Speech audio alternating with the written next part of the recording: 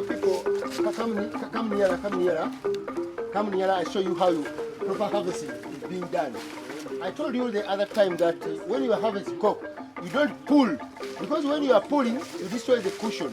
A cushion is that area which develops flowers.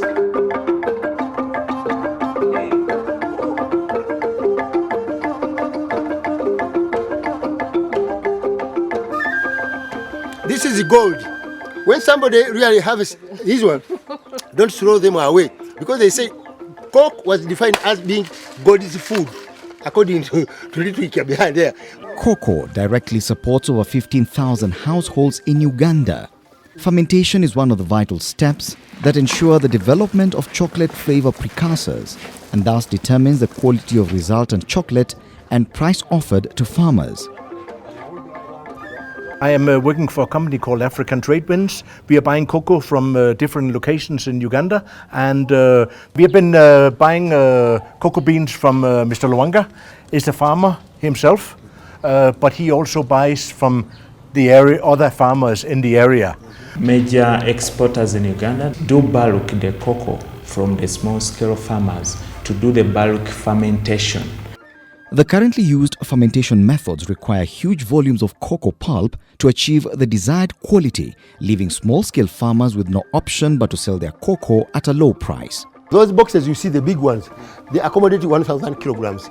This one accommodates 700. Many of the small-scale farmers do not have the techniques or the technologies to process our cocoa appropriately to meet the export standards. They do harvest of around 40 to 60 kilograms. Yet they need to travel long distances to take to the bulkers who will do the fermentation. The technology of fermentation using the tower boxes, it is laborious. People have to carry large volumes of cocoa, take to the first box to do the fermentation.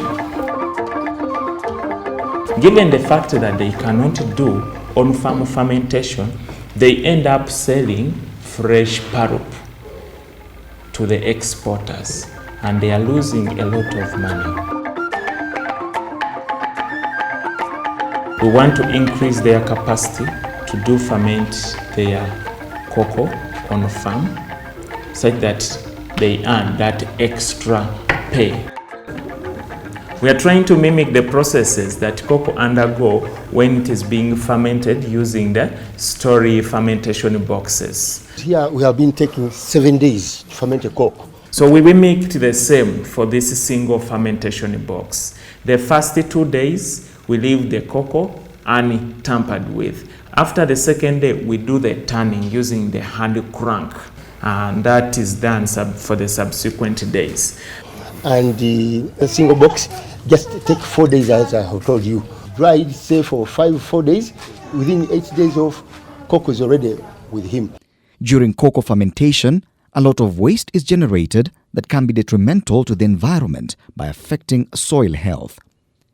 Under a public-private partnership, the National Cocoa Research Institute, NACORI, in collaboration with private sector actors and with support from the Science Granting Council's initiative, SGCI, and the Uganda National Council for Science and Technology, is tackling the above challenges by designing a single cocoa fermentation box that handles smaller volumes of 40 kilograms and more, and a stainless steel press for extraction of juice from cocoa pulp that can be fermented to generate value-added products like wines and ethanol. One of the objectives that was very key to this project was identifying yeast strains that would be suited to fermenting the cocoa to a perfect quality.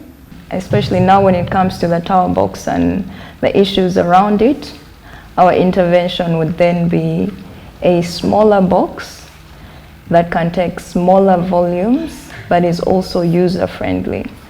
This mucilage is so acidic and it corrodes the environment, which of course destroys the nutritive value of the soils. Our quality is really good because we produce it organically. So the markets as South America, Ghana, they are applying chemicals. Ours, the exporters, The interest they really want in Uganda is, first of all, our cocoa is organic, and secondly, the quality is really high given that we produce it at a higher altitude. We are more sure about, because it is happening centrally. So the quality is much more uniform when it's happening under a controlled place like this here. This is an expected boost to the income-generating capacity of cocoa farmers and lessens the negative impact on the environment.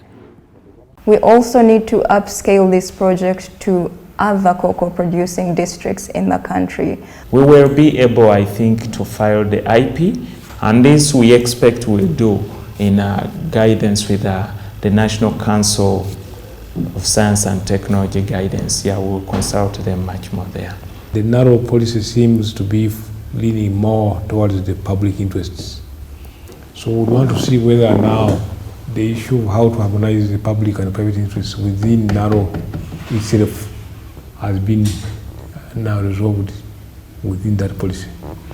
So now we can be able to engage boldly with the private people. Farmers will be more drawn to growing the crop if they know they can process it on ground by themselves and earn a higher premium. If you are in an area that where you can grow cocoa, it is one of the best paying commodities or the produce that you can have.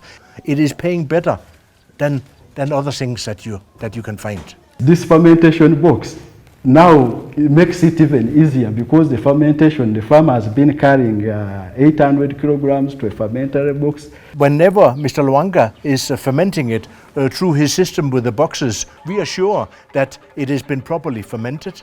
We take care of the quality, and then we're exporting to Far East and to Europe and wherever else we're exporting to.